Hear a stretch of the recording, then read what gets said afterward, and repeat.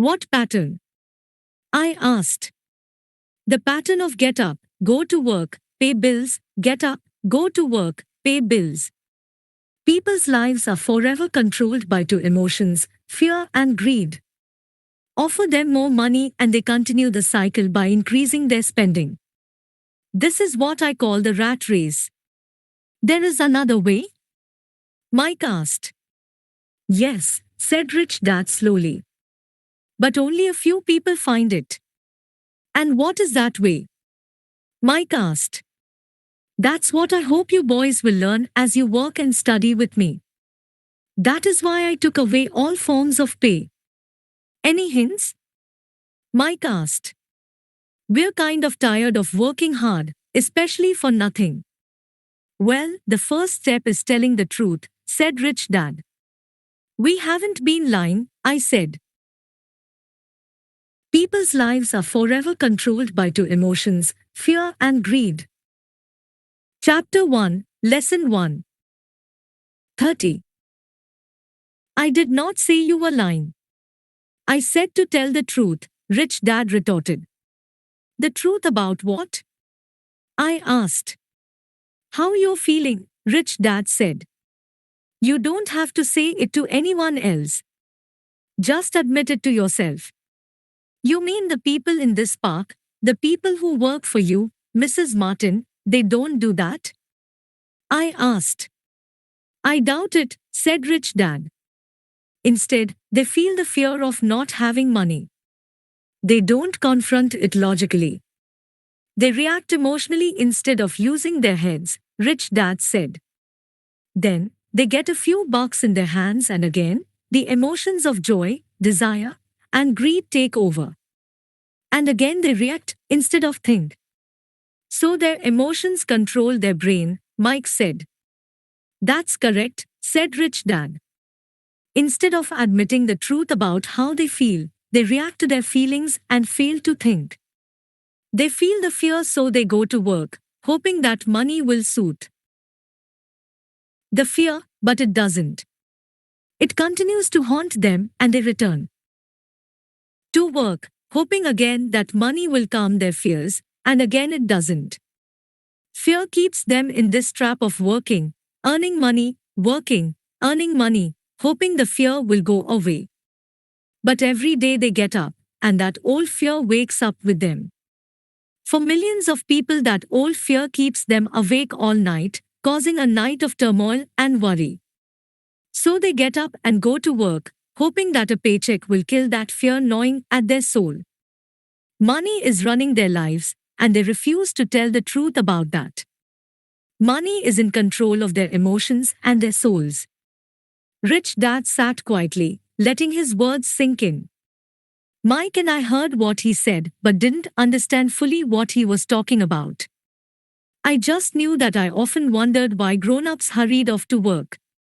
It did not seem like much fun, and they never looked that happy, but something kept them going. Realizing we had absorbed as much as possible of what he was talking about, Rich Dad said, I want you boys to avoid that trap. That is really what I want to teach you. Not just to be rich, because being rich does not solve the problem. Rich Dad, Poor Dad. 31. It doesn't?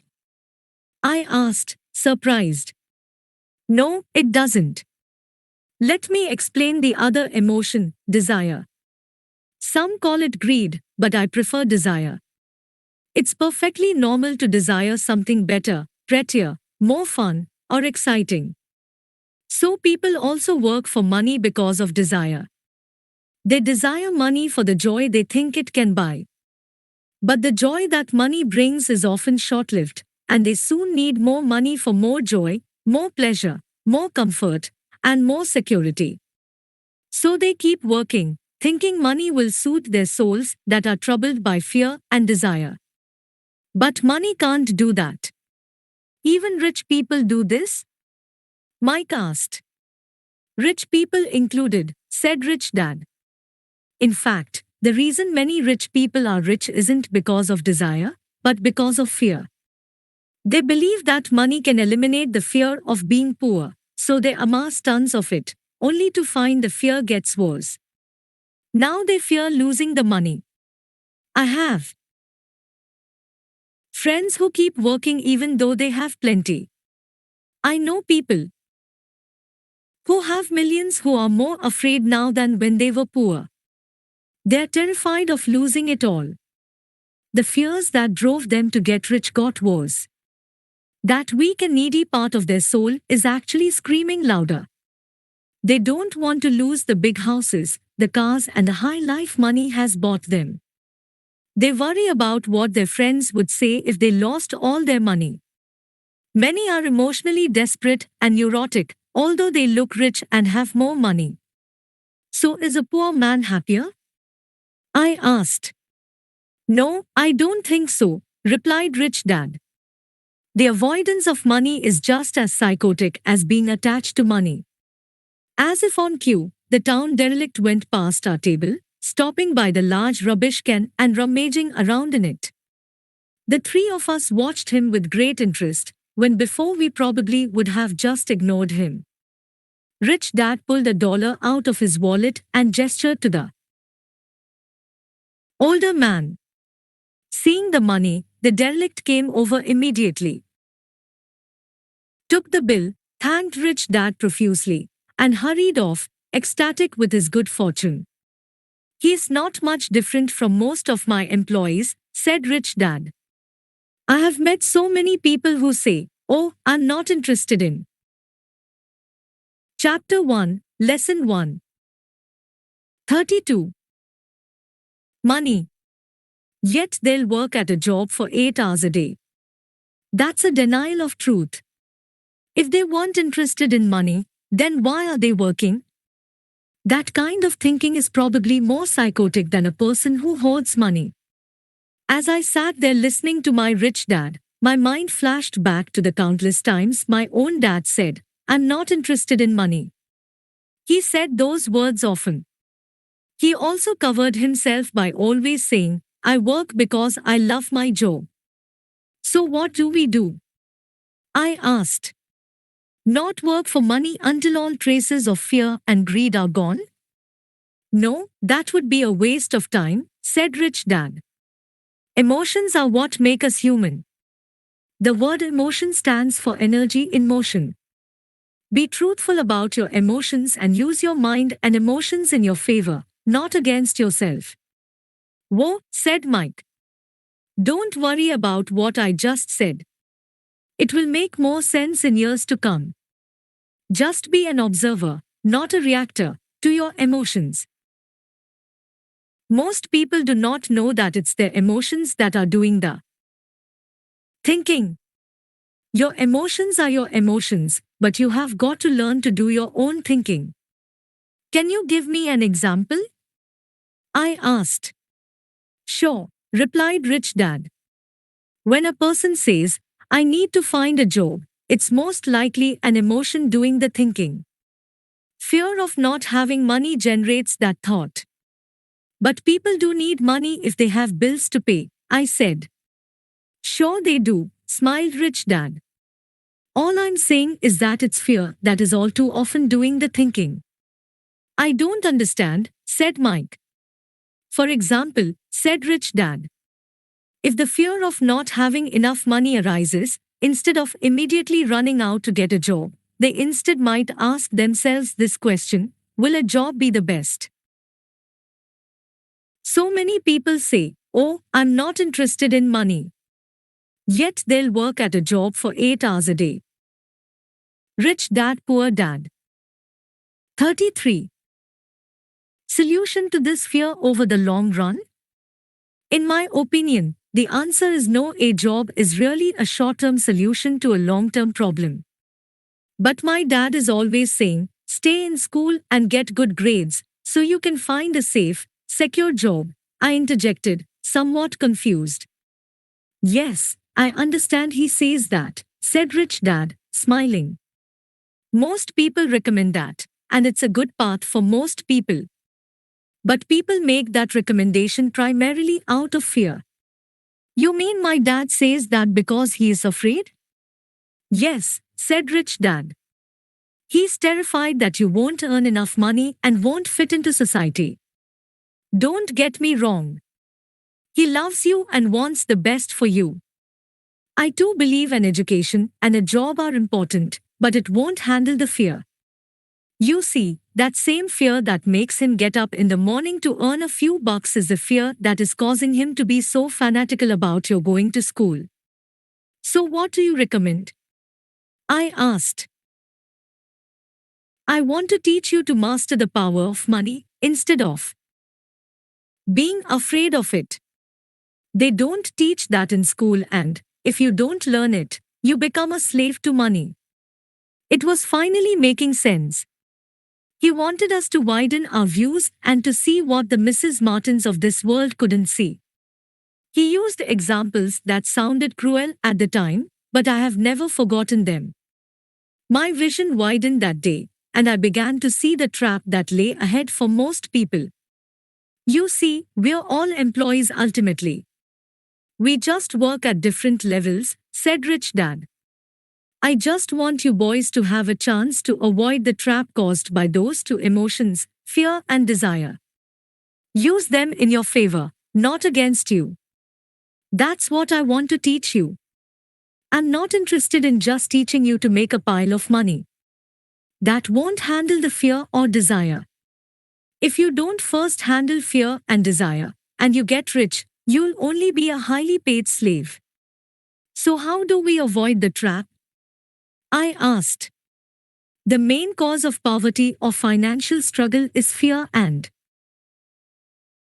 ignorance, not the economy or the government or the rich.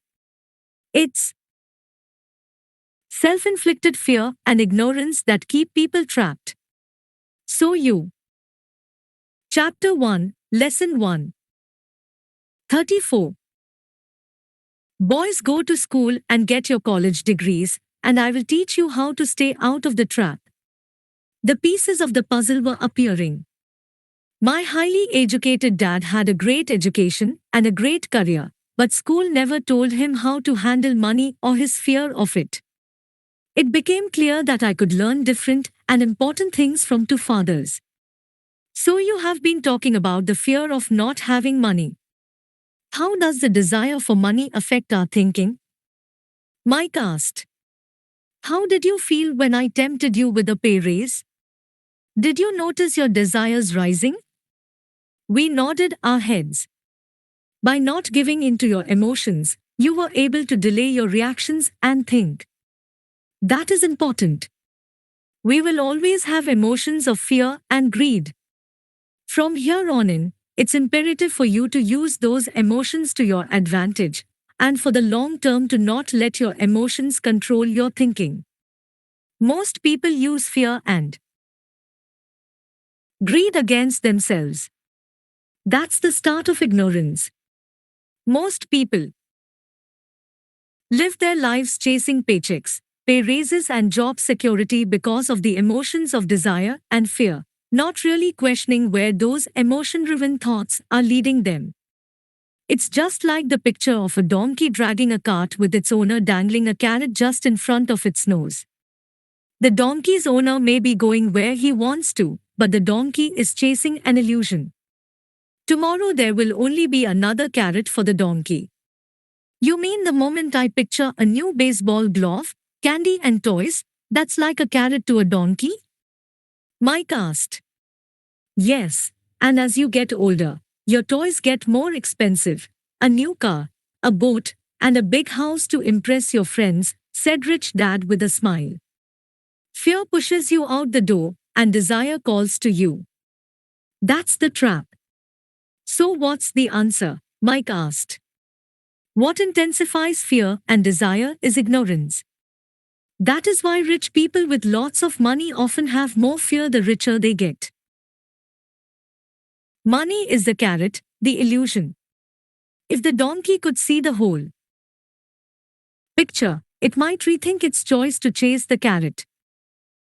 Rich Dad, Poor Dad. 35. Rich Dad went on to explain that a human's life is a struggle between ignorance and illumination. He explained that once a person stops searching for information and self-knowledge, ignorance sets in.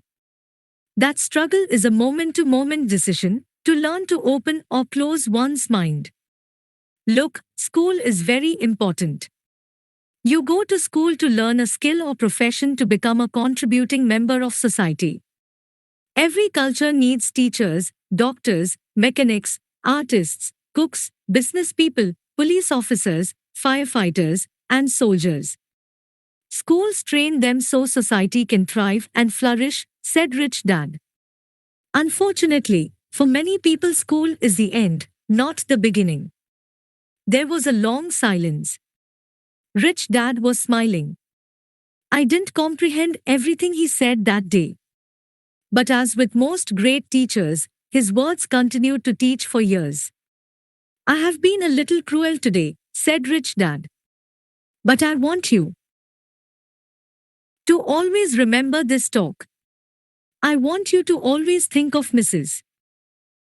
Martin. And I want you always to remember that donkey. Never forget that fear and desire can lead you into life's biggest trap if you're not aware of them controlling your thinking. To spend your life living in fear, never exploring your dreams, is cruel. To work hard for money, thinking that it will buy you things that will make you happy, is also cruel.